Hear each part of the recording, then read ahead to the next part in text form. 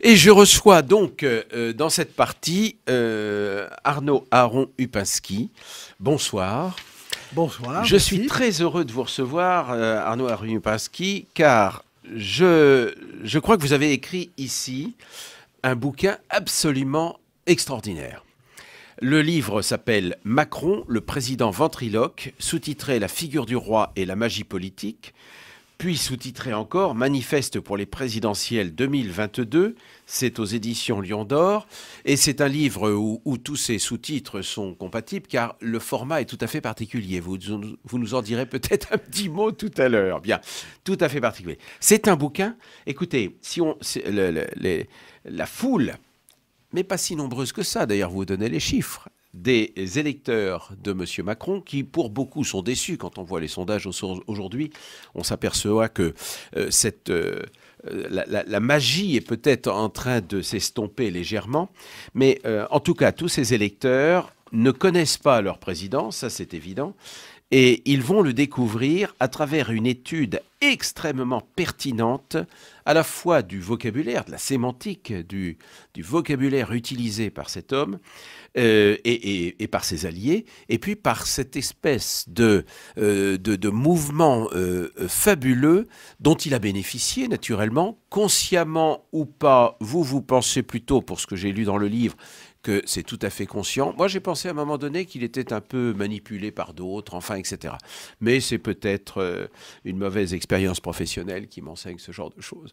Toujours est-il que là, vous avez fait une analyse du président, donc, de son caractère, de sa façon de se positionner, de sa campagne électorale, si on peut parler vraiment d'une campagne électorale. C'est tout à fait remarquable. Alors, je voudrais simplement dire aux auditeurs, en piquant dans votre bouquin, page 25, c'est parce que l'opération Macron de prise du pouvoir par le langage a réussi au-delà de toute espérance et qu'elle est reproductible, qu'elle mérite toute notre attention. Je vous félicite pour la citation. Parce Ah bah, c'est la vôtre. Non, mais de l'avoir détecté. Ah ben, attendez, j'en ai détecté bien d'autres, cher ami, parce que ce livre est, je le pense, hein, je pense qu'il est très important. Car nous avons affaire là, et puis je vous laisse parler après, on a affaire véritablement à une vraie campagne de subversion, au sens propre du terme, de sidération du public. Et il faut que les Français puissent l'analyser et analyser pourquoi cette campagne a été possible. C'est ce qu'on trouve dans votre livre. Voilà. Alors, je vais me permettre encore, pardonnez-moi, je vous laisse parler pendant toute l'émission. Parlez. Je voulais vous faire une petite anecdote. 1994, Jacques Chirac est à la mairie de Paris. Je suis invité avec plusieurs centaines d'autres personnes, naturellement, au déjeuner de présentation du festival d'art sacré de la ville de Paris. Et je me trouve, par le protocole, à la table de Madame Chirac, qui n'était pas la femme du président de la République. Bien. Mais c'était l'année d'avant.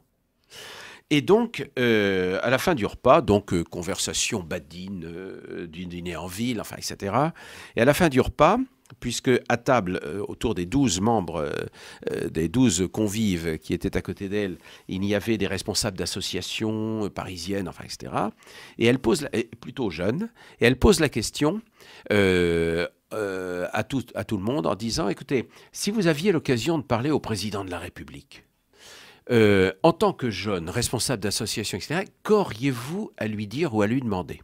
Et on commence le tour de table. Alors naturellement, on a eu le droit à la distribution des ballons dans les écoles, la distribution des préservatifs dans les collèges. Voilà, je passe. Et moi, mon tour vient arriver, j'étais un peu embêté, je voulais trouver quelque chose d'un peu original. Et je venais de lire le livre d'Isabelle Moural, inspectrice de l'éducation nationale à la retraite, qui avait écrit un livre aux éditions de Paris fort intéressant sur le sens des mots. Et elle se plaignait précisément de l'inversion du sens des mots. Nous étions en 94. Bien. J'explique ça. Je dis à Madame Chirac, je lui dis, écoutez, si j'avais l'occasion de parler au président de la République, je lui suggérerais de s'entourer d'un aéropage académicien, etc., agrégé de lettres classiques, pour redonner le sens des mots, de façon à ce que dans le discours politique, on puisse enfin avoir le même vocabulaire. Elle est surprise par ce genre de demande et elle dit « Ah, tiens, c'est intéressant », elle prend quelques notes. Bien. Fin du premier épisode. Je fais très court. L'année d'après, même contexte. Mais là, le protocole a changé puisque Mme Chirac est devenue la femme du président de la République. Donc là, nous sommes présentés avec génuflexion, etc., devant la femme du président de la République.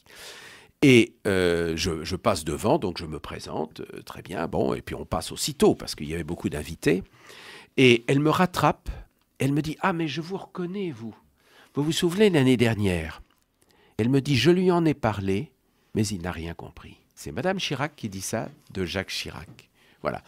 Moi, j'avais oublié cette anecdote, ça ne m'a pas frappé. C'est après qu'en parlant avec un ami qui était à table avec moi ce jour-là, d'ailleurs, on s'est dit, mais qu'est-ce qu'elle a voulu dire, enfin, etc.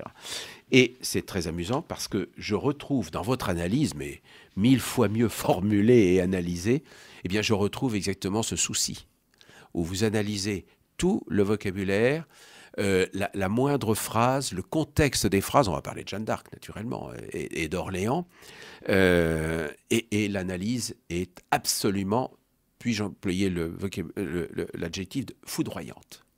Et je vous laisse parler, Aaron Upinski, en précisant que vous êtes mathématicien, que vous êtes épistémologue, que vous êtes linguiste, expert en système logique, historien des sciences, etc. Pardonnez-moi, c'est dans le livre.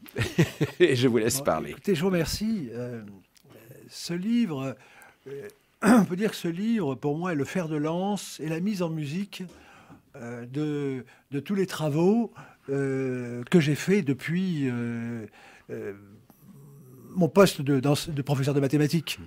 Puisque mon premier livre, c'était 2 + 2 = 5. J'avais dit à mes élèves, j'écrirai à partir de vos copies, et depuis, je n'ai pas arrêté. Donc, j'ai de la suite dans les idées. Bon. Et pour remonter encore un peu plus loin dans le temps, au moment de ce qui a été appelé les guerres coloniales, de la décolonisation, de toutes ces choses terribles qui sont arrivées, je m'étais dit, je m'étais fait la réflexion suivante. Je m'étais dit, c'est quand même étonnant, sont toujours les mieux armés, ceux qui ont la cause la plus juste, ceux qui sont les plus nombreux, enfin qui me semble en tout cas, et qui sont vaincus par les moins nombreux, les moins forts, les moins bien armés, etc. Et donc je m'étais dit, il y a donc un truc. Et ce truc, c'était le fil conducteur de toute ma réflexion, de voir constamment les gens, les personnes les plus honnêtes, complètement désarmées devant un ennemi cynique qui leur y honnait. C'est ce qu'on voit tous les jours dans les procès. Exactement. Bon. Et donc, on le voit notamment pour la paysannerie. Je fais une incidente, parce que je vais parler des élites. Il est quand même sidérant de voir que personne ne propose même de sauver la paysannerie. Le problème, ce n'est pas le juste prix. Le juste prix d'un élément. Il faut sauver la paysannerie. Parce que, comme l'a dit M. Pichon, qui était président de l'INAO, que j'ai connu à une époque, il m'a dit « J'ai contribué à la destruction de la paysannerie ». Et il me disait « Il n'y a pas de pays sans paysans ». Voilà, vous dites bien dans votre livre, paysan, c'est le pays. Il faut travailler à haut niveau. Il faut arrêter de parler du ticket de bus, ce genre de choses. Évidemment, il faut sauver la paysannerie, l'enseignement, l'intelligence, la France, le savoir-faire, donc l'art, et plus si affinité, j'allais dire. Donc ce livre a été le résultat d'une méthode, bien entendu, mais d'une rencontre avec un mot, qui était le mot ventriloque. Bon, c'est-à-dire que en entendant le président dire « je n'ai pas besoin d'un ventriloque », bien entendu, puisqu'il a... Ça, c'est le débat. Il a ce débat. Le premier débat, avec les 5 candidats. Premier tour. Donc, j'ai creusé, si vous voulez. Et donc, c'est un livre qui a utilisé la méthode scientifique, c'est-à-dire la méthode policière, d'investigation policière. Vous remontez le fil. Et donc ce livre, comme vous l'avez noté, donc ça a été d'ailleurs le résultat d'un travail acharné cet été. Et vous savez que je dois l'essentiel au Midi, du moins pour l'art de vivre et la qualité de vie, la Provence. Et pour que le vin soit bon, il faut que la vigne souffre. Bon. La tomate aussi, mais c'est émonder la vigne. Et donc cet été, donc j'ai mis une pression maximum ce livre devait paraître bien plus tôt, pour comprendre ce qu'il y avait derrière. Et donc, le titre, je rappelle quand même, Macron, le président ventriloque, donc c'est l'irruption sur la scène politique d'un nouveau concept. Le président ventriloque, le langage ventriloque. Donc, c'est tout à fait nouveau.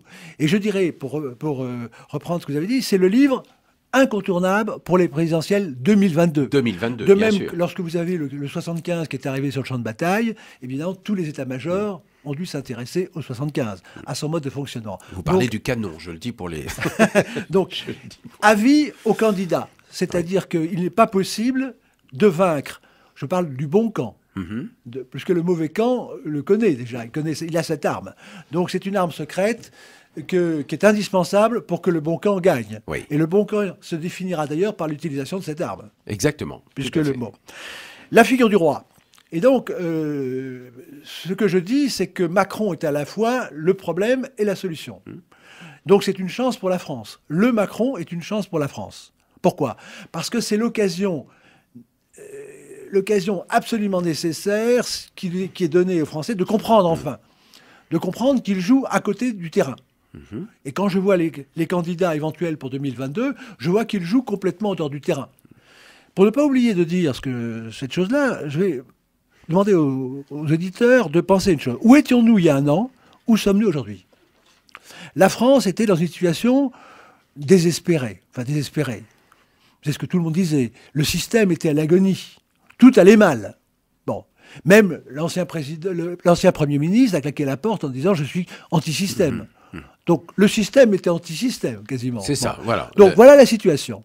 Et vous savez que, étant géomètre, je fais des courbes. Ce qui compte, ce n'est pas le point, c'est la courbe. Or, la courbe est-elle ascendante ou descendante depuis un an? Eh bien, elle est évidemment descendante. C'est encore pire. Tout est encore pire, sauf dans la tête, évidemment, de l'illusion. La courbe de l'illusion s'est élevée, plus ou moins, mais la réalité est de plus en plus terrifiante. Et tout le monde commence à voir s'en rendre compte. Mais il n'y a pas de thermomètre. Le thermomètre, en principe, ce sont les médias, c'est un débat authentique, il n'y a pas de thermomètre. Et d'ailleurs, pour ne pas oublier non plus, là je regarde Challenge, l'hyper-PDG, vous savez que j'ai travaillé dans l'industrie, le propre d'un bon président, c'est d'avoir justement un thermomètre. Ça s'appelle des indicateurs. Comment mesure-t-on, par exemple, l'industrie? Nous avons une désindustrialisation effroyable. Qui est encore en cours. En cours d'accélération par le président Macron. Et quand vous prenez simplement deux indicateurs, le traitement de l'Alstom et des chantiers de l'Atlantique, ça suffit pour juger un président. Exactement. Et pour ceux qui n'ont pas compris, je rappellerai la phrase que le président avait prononcée en juillet, « Plus jamais dans la rue, de personnes dans la rue, fin 2017 ». Bon, il faut peser, il ne s'agit pas de multiplier l'information, il faut la peser. Là, depuis l'hiver, il y a eu 40 morts, 40 décès de personnes dans la rue. Alors non pas un candidat, mais un président de la République, qui ose dire une telle chose, sauf s'il avait réussi. Qu'est-ce que ça veut dire? Eh bien, c'est un marqueur d'irresponsabilité, c'est un marqueur de démagogie, c'est un marqueur peut-être d'incompétence, c'est un cocktail terrifiant. Parce que là, tout le monde comprend ce que ça veut dire. Et monsieur Pasqui, le problème, c'est que le président, comme disait Pasqua, les promesses d'un président, les promesses d'un homme politique ne concernent que ceux qui les écoutent.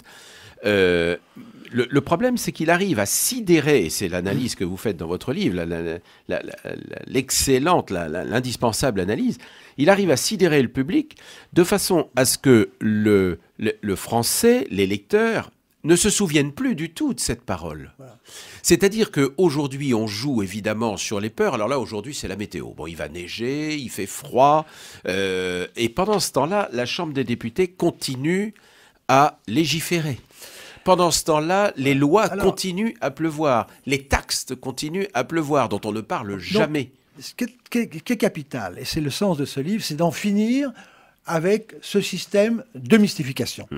Mais pour en finir, donc le premier point à bien comprendre, donc je rappelle le titre. Donc le président ventriloque, il a une arme secrète, et pour faire court au début, parce qu'il faut bien rentrer quand même dans la technologie, parce qu'il y a des gens, une personne en particulier qui nous parle de New York, et qui parle de métapolitique. Alors, c'est pas un mot qui va régler le problème. Parce qu'en fait, pour régler un problème, il faut s'élever, c'est vrai, mais aussi il faut descendre. C'est comme en informatique, il faut descendre au niveau du code. Bon. Et donc, mais pour faire court, au début, pour introduire le sujet qui est traité, qu'est-ce que c'est que le président ventriloque? C'est celui qui fait les questions et les réponses. Et les réponses. Bon. Donc, il vous fait parler, qui parle à votre place, qui prend votre place. Nous allons voir. Donc c'est une technologie, parce que ce qui est difficile, c'est pas de parler à la place de quelqu'un, c'est surtout qu'ils ne s'en aperçoivent pas. Ce qui est important, c'est que dans ce combat, Marine Le Pen en particulier, n'a même pas compris, n'a pas ce qui lui est arrivé. Donc, elle n'a même pas compris qu'il y avait quelque chose à comprendre. Alors, ce qui est épatant dans votre livre, c'est que vous analysez, certes, les paroles de Macron, c'est le titre du bouquin et c'est l'objet du bouquin. Vous analysez également la non-réaction, en l'occurrence de Marine Le Pen, pendant ce fameux débat qui n'en a pas été un, ou quasiment pas. Et vous analysez parfaitement chaque mot qui ont été employés. Vous analysez parfaitement, bien sûr, ce terme de ventriloque que le président a lui-même utilisé pour contrer en quelque sorte Marine Le Pen, tout en révélant, assez imprudemment, c'est vous qui le pensez, tout en révélant sa technique. Vous écoutez le journal de la réplique animé par Bernard Anthony et son équipe. Oui, parce que pour montrer le misérabilisme de tous ces médias, ces spécialistes et autres, aucun n'a suivi la piste. Évidemment. Bon, aucun. Alors, certains ont peut-être compris, on peut voir, mais ils ne l'ont pas fait. Donc, s'ils l'ont compris, c'est une malhonnêteté totale. Bon, donc, qu'ils arrêtent de faire, soi-disant, des analyses. C'est la base. Quel est le mode de fonctionnement du président? Voilà. Quelle est son arme secrète? Non, mais les analyses dans les médias, il n'y en a jamais. Ce ne sont pas des analyses. Ce sont des syndicats. J'appelle ça des syndicats d'admiration mutuelle. Il y avait la rupture avec le capitalisme à une époque. Le président Mitterrand, que j'ai bien connu, la rupture avec le capitalisme. Maintenant, il faut rompre avec ce système de mystification. Il faut comprendre, et c'est une véritable rupture que j'invite les Français. C'est la survie. C'est-à-dire que c'est comme la pêche requin.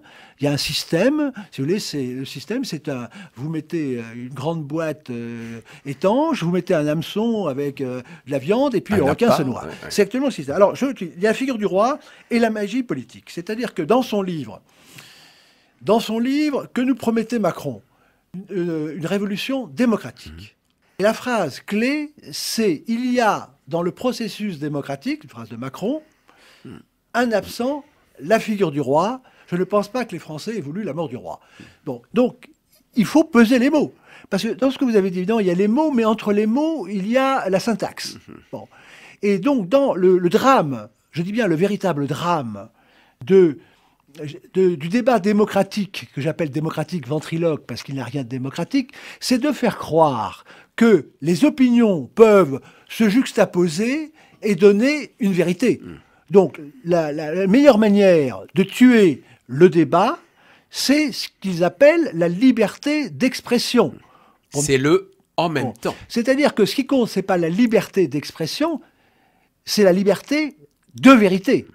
D'expression de la vérité. Et il y a, dans les règles d'ordre de M. Parkinson, bien connu, quand vous voulez empêcher, vous avez une table, vous avez un sujet, par exemple le nucléaire qui vient sur la table, et alors, qui est mis en débat, une seule personne est compétente, le budget est décidé en 5 minutes, parce qu'il avait été pré-décidé.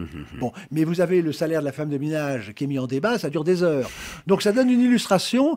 Le but de ce débat, c'est d'empêcher les personnes compétentes d'œuvrer au salut du pays. Et là, c'est un point capital de ce livre, donc il y aura 3 choses que je ne dois pas oublier de faire. La première, c'est après-demain, je signe à la librairie française, 5 rue Bartholdi. Vous pouvez le dire alors, si vous voulez. Eh bien, 5 rue Auguste Bartholdi, donc c'est dans le 15e arrondissement de Paris, c'est entre Duplex et la Motte-Piquet, je crois. Pardon, sur la ligne 6. Et vous signez, alors vous donnez l'horaire par contre de 15h à 18h. Voilà, de 15h à 18h. C'est très important parce que, donc, d'une part, je fais une annonce, donc c'est que je rentre en politique en ce sens que je vais donner la boussole et les clés pour celui qui veut gagner en 2022. Donc c'est en ce sens-là, comme observatoire, comme dynamique, et pour bien indiquer qui est dans le jeu et qui n'est pas dans le jeu. Je peux vous dire qu'actuellement, personne n'est dans le jeu. Oui. Il joue à dehors, dans la cour de récréation. Bon. Deuxièmement, la révélation, c'est que je livre les armes pour vaincre, pour que la France triomphe, et non pas tel ou tel parti. Bon, puisque la France a été dépossédée de sa voix par Macron au présidentiel, bon, nous allons en parler, donc il faut que les Français retrouvent leur voix. C'est ce qu'on appelle d'ailleurs la volonté générale, l'expression de la volonté générale. Donc nous allons refaire de la haute politique. Alors appelons ça méta ou méta, tout ce qu'on veut. C'est de la haute politique. La haute politique, si on en croyait Fouché, le chef de la police, ce qu'il avait appelé la haute police, vous avez Edwy Plenel qui avait dit ça, la basse police. Non, non, non, non. La haute politique fait appel à tout un ensemble de moyens. Donc premièrement, l'annonce que je rentre en politique, c'est-à-dire ce que je n'avais jamais fait, mais pour personne, si je peux dire, sinon pour celui qui va triompher. C'est-à-dire qu'il faut gagner. Il faut que la France gagne, si vous voulez, cette fois-ci. Bon. Deuxièmement, la révélation des armes de la victoire qui sont dans ce livre, plus qui est ce livre, je vous le rappelle, qui est la mise en musique de tous mes travaux, y compris la version du langage que vous avez citée en 95, mais en 91, dans mon livre La tête coupée, la parole coupée, j'avais donné cette chose qui avait beaucoup bien frappé Volkov. Il m'a dit, vous m'avez appris ce qu'était le nominalisme et le réalisme. Donc il y a cette inversion qui permet au corbeau et au renard de jouer avec le renard qui va prendre systématiquement le camembert du corbeau. Le corbeau étant évidemment l'électeur et le renard étant évidemment le politique. Donc, après tant de siècles après La Fontaine, il faudrait peut-être commencer à comprendre ce jeu du nominalisme et du réalisme. Bon. Et la troisième chose que je vais faire, c'est un appel aux élites. Alors, pour ne pas oublier quand même, j'entends constamment parler d'élites pourries. Ben, c'est comme de parler de l'eau qui n'est pas mouillée. Par définition, les élites ne sont pas pourries, et c'est parce qu'elles ne sont pas pourries qu'elles sont des élites. Alors, référence. Grammaire, prenez le dictionnaire. Vous prenez le dictionnaire. Moi, je prends le petit Robert, ce qui m'a été reproché, mais j'ai des rapports avec un Larrey très particulier, et qui m'a dit, tiens, vous avez utilisé le dictionnaire d'une manière qui était inattendue. C'est-à-dire que moi, j'utilisais le dictionnaire en disant, quand un mot apparaît, c'est qu'il y a un concept qui apparaît, c'est qu'il y a une compréhension, qu'il y a une conscience, qu'il y a une raison. Et lui, m'avait-il dit, nous avions daté les mots simplement comme un système d'index, comme dans l'encyclopédie. Bon, donc je prends toujours la datation du mot. Ça c'est déjà très révélateur d'une technique. Bon. Voilà. Et donc, je regarde le mot, la date. Bon, le mot élite, prenons le dictionnaire, le petit Robert ou un autre, 12e siècle. Élite signifie ceux qui sont reconnus comme les meilleurs. Donc là, nous sommes dans le système de la reconnaissance. C'est-à-dire que mon livre est tout centré sur la reprise du pouvoir, c'est-à-dire la désignation de la tête de l'État. Et on parle beaucoup actuellement de relations non consenties sexuelles. Mais faudrait-il encore parler de relations politiques non consenties?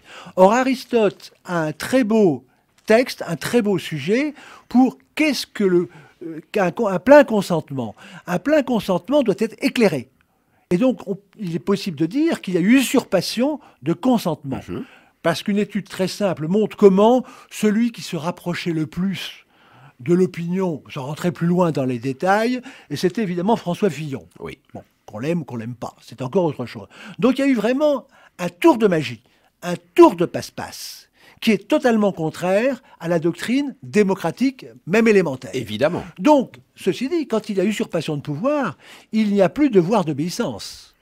Et lorsqu'on vous dit que, parlons français, les Français ont élu Macron, c'est faux. C'est faux, oui. Ils n'ont pas élu. Vous le démontrez. Au maximum, c'est 15. Oui, mais oui, si on parle français et qu'on dit 15% des personnes ont voté pour moi, vous allez faire ce que moi je veux, à ce moment-là, ça prend une tournure, non pas d'oligarchie, de dictature. Vous redonnez d'ailleurs les phrases, la fameuse phrase de Legniel, je ne sais pas, là je ne l'ai pas notée. Donc, vous avez juridiquement tort parce que vous êtes politiquement minoritaire. Voilà. Donc j'invite ceux qui veulent sortir de cette nasse à reprendre la réflexion politique.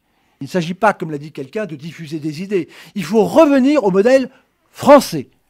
Et alors, le grand service que rend Macron, c'est qu'il a rendu obsolète, désuet, périmé le langage révolutionnaire, droite-gauche, datant de la Révolution. Et là, c'est un grand service qu'il a rendu, parce qu'il a rendu le débat présentable. Et lorsqu'il dit il manque, il y a un grand absent dans le processus, un absent, c'est la figure du roi. Cette figure du roi qu'il incarne en allant à Versailles. Bon, mais la question c'est est-ce qu'il veut remplir ce vide en théâtre ou en réalité? Et notamment, il y a une question qui se pose, c'est l'accès au roi ou à la figure du roi. Et il y a une exposition remarquable qui s'est terminée à Versailles, c'est sur les grands visiteurs. Et l'exposition insistait sur l'attachement qu'avait notamment Louis XIV pour avoir un accès direct, notamment par le placé. Alors, qu'est-ce qui correspond maintenant à cette situation? J'ai personnellement écrit au président de la République, au nom de l'UNIEF, pour lui demander de faire du français la langue commune de l'Europe. C'est-à-dire que, me référant au discours de Macron de la Sorbonne, disant il faut une Europe puissante, prenons-la au sens large, une Europe ne peut être puissante que si elle ne parle pas la langue de l'ennemi, ou de l'adversaire, ou du concurrent. C'est-à-dire tout le monde... Donc il faut que l'Europe ait une langue pour parler. Bon. Et vous avez eu la réponse à Davos. Alors, oui, mais la réponse surtout à Ouagadougou. Oui. C'est-à-dire que j'invite tous les auditeurs à aller sur Réarmer l'intelligence. C'est à Ouagadougou, discours qui n'a été étudié par personne, là encore, comme le ventriloque. Macron dit explicitement qu'il veut que le français doit devenir la première langue de l'Afrique. Donc moi je dis c'est en Europe, lui dit c'est en Afrique et du monde, mais clairement, là je ne vais pas rentrer dans les détails, nous pourrons en reparler, c'est le plan de mise à mort du français. Explicitement. C'est-à-dire que si vous suivez la méthodologie de Macron, c'est la mise à mort du français. Donc, il apparaît effectivement, non plus comme le protecteur de l'Académie française, qu'il critique. Il dit que la défense du français, c'est de faire du français une langue morte. C'est terrifiant. Que font? Bon. Et donc... Et à Davos, pardonnez-moi, mais il faut le rappeler aux auditeurs, et à Davos, il fait une première partie de son discours dans le sabir anglo-saxon que l'on connaît, enfin, etc., assez approximatif. La preuve, c'est que l'Élysée n'a même pas pu en faire une traduction correcte. Les spécialistes politiques, c'est un message à toute l'Europe et même au monde, si l'on peut extrapoler. Et puis la deuxième partie, il s'adresse aux Français à travers à travers le sommet de Davos. Il s'adresse aux Français. Et alors là, ça n'est plus du tout la même conception du discours, la même hauteur de discours en quelque sorte. Et il reparle j'allais dire, de chiffons, enfin, etc., alors, des petites... Alors, donc, ce qui est très important, c'est, de comprendre qu'il y a un grand secret qui est caché aux Français. Donc, bon. Deuxièmement, il faut comprendre que les Français sont en prison. Oui. Bon, c'est ce qu'avait très bien dit Marcel Julien dans mon livre La tête coupée, c'est que les Français sont eux-mêmes en prison. C'est ce qu'on appelle, si vous voulez, c'est qu'ils ne sont pas eux-mêmes. Bon, donc, ensuite, ce qu'il faut bien comprendre, c'est cet aveuglement. C'est que nous sommes en guerre. Il faut se mettre donc en situation de guerre. Et on nous le dit. Bon. Et il y a trois secrets, les trois éléments que je donne. C'est premièrement le secret ventriloque de la victoire de Macron, qui est reproductible. Faut-il encore rentrer dans la technique, non pas dans la méta, mais dans le micro. Bon. La deuxième chose, c'est le mystère du plafond de verre. Là encore, un aveuglement total. Tout le monde parle du plafond de verre. Qu'est-ce que c'est? Comment ça fonctionne? Et je montre que tout revient à la Révolution. Tout le système s'est installé. Le système, prétendument, la Révolution française est franglaise. Je donne les références de William Pitt. Bien sûr. C'est-à-dire que nous avons un système anglais. Donc, une tête qui est montée à l'envers ne peut pas faire fonctionner le corps. Donc, le corps est en train de mourir, faute de tête. Et donc, ce plafond de verre a été installé à l'époque. Pour faire court, il ne faut pas que les Français retrouvent une tête française. Pour faire très court. C'est une décapitation.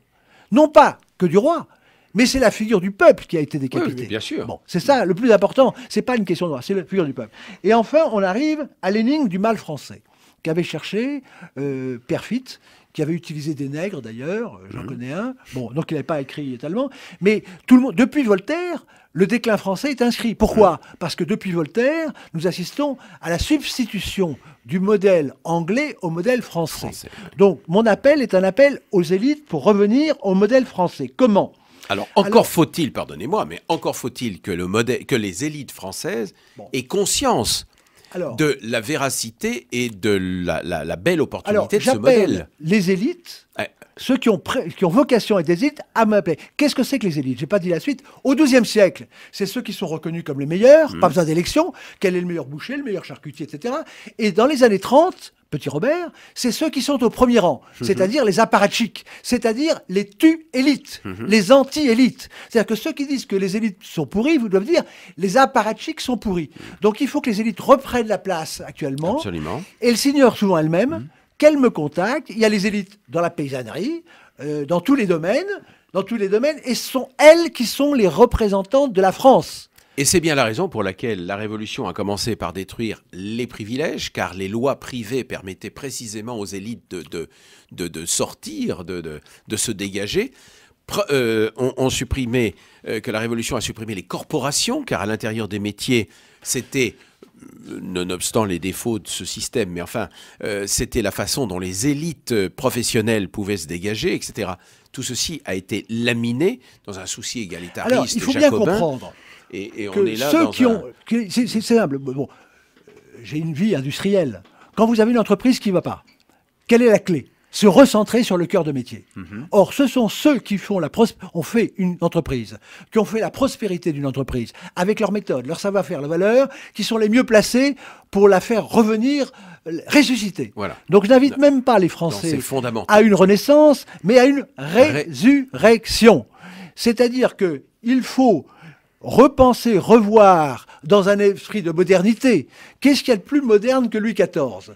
Louis XIV a obligé à inviter Macron à venir chez lui, puisque Macron ne peut se légitimer que par Louis XIV. Or, Louis XIV, c'est quoi? C'est quelqu'un qui a repris le modèle antique, qui déjà à l'époque avait 2000 ans, et en a fait le summum de la modernité. Donc ce combat des modernes et des anciens, qui date d'ailleurs de l'époque, nous n'avons pas le temps d'en parler, si les Français veulent être modernes, redominer le monde, revaincre ce soft power anglo-saxon, qui est de la magie noire, comme je l'explique, il faut qu'ils reviennent au modèle français que le monde entier nous envie. Nous envie, bien sûr. Parce que pourquoi est-ce que le modèle anglo-saxon, le prétendu art, qui est en fait un art mortifère, un art de magie noire, s'invite à Versailles avec Madame Pégard et compagnie, qui évidemment travaille comme Macron, parce que Macron, c'est l'émanation du parti anglo-saxon, c'est une Jeanne d'Arc anglaise se battant contre les Français, pour faire court, c'est parce qu'ils savent très bien que le poinçon d'intelligence, le poinçon de beauté, le poinçon d'art se donne par la France. Donc ils sont eux-mêmes obligés de venir à Versailles, et la grande trahison de ceux qui dirigent la France, c'est de mettre à disposition Versailles et le poinçon de qualité qui date de Louis XIV et des autres contre la France. Donc il faut bien reprendre la phrase de Saint-Just qui disait « Nous n'avons qu'un seul ennemi, le peuple n'a qu'un seul ennemi, c'est son gouvernement. » Tant que les Français n'auront pas compris que la tête qu'il leur est imposée, et dont Macron est le symbole absolu, parce qu'il y a une phrase d'Adler qui dit « C'est celui qui paye la musique qui donne le ton ». J'aimerais que Macron publie la liste de toutes les personnes qui l'ont financé, parce qu'on a affaire à un financement. Quand on va faire un tour de table à Londres, quand on va à New York, mais si vous voulez, actuellement, il y a un scandale, paraît-il, aux États-Unis, certains reprocheraient à Poutine d'avoir, en quelque sorte, soutenu outrageusement Trump. Mais qui a soutenu? Qui a osé soutenir Macron? Quelle est la presse qui dénonce cette chose? Ce qui est grave, c'est pas l'argent, c'est la contrepartie de l'argent. C'est-à-dire quand vous financez quelqu'un, c'est pour avoir un retour. Qu'a-t-il promis? Et là, vous voyez actuellement, c'est le champion des fusions-acquisitions, et vous voyez immédiatement ce qui se passe dans l'industrie. C'est-à-dire que Macron n'a aucun plan de réindustrialisation. Aucun, au contraire, c'est le démantèlement. La paysannerie, c'est un scandale, ce qu'il a dit à Berlin, parce que quand vous ouvrez par le Mercantour à l'invasion des produits étrangers, mais que veut dire une nation? Que veut dire une solidarité? Que veut dire un gouvernement s'il ne protège pas et n'utilise pas d'abord le proche? Donc, tout le reste, c'est uniquement du faire-valoir, voilà. C'est un amusement, c'est ce qu'on appelait la révolution amusée, et donc, actuellement, la seule solution, effectivement, c'est donc, ce que je vous ai dit, c'est donc vous avez là le guide pour reprendre le pouvoir en connaissant le plan de l'ennemi. C'est ça, exactement. Et c'est de la magie. C'est-à-dire que c'est le premier traité. C'est trois choses, ce livre. Bon. La première chose, c'est un pamphlet. C'est-à-dire que je m'adresse aux Français. Le problème, il n'est pas ailleurs, c'est eux. Le problème, c'est pas l'agriculture, c'est eux. C'est de sortir de leur prison. de sortir de leur réserve, comme on disait. Mais bon, première chose. La deuxième chose, c'est le premier traité de magie politique. Il n'y a aucun autre. C'est forcément le meilleur. C'est le seul. C'est le premier traité de magie. Donc il faut quand même regarder. Et le troisième, c'est le manifeste aux aveugles du langage pour gagner les présidentielles 2022. 2022. Donc, les élites, vous savez, je terminerai par une bonne phrase. Vous connaissez Binet, le test de Binet d'intelligence. Alors on lui disait, mais qu'est-ce que l'intelligence? Eh bien, répondez, l'intelligence, c'est ce que mesure mon test.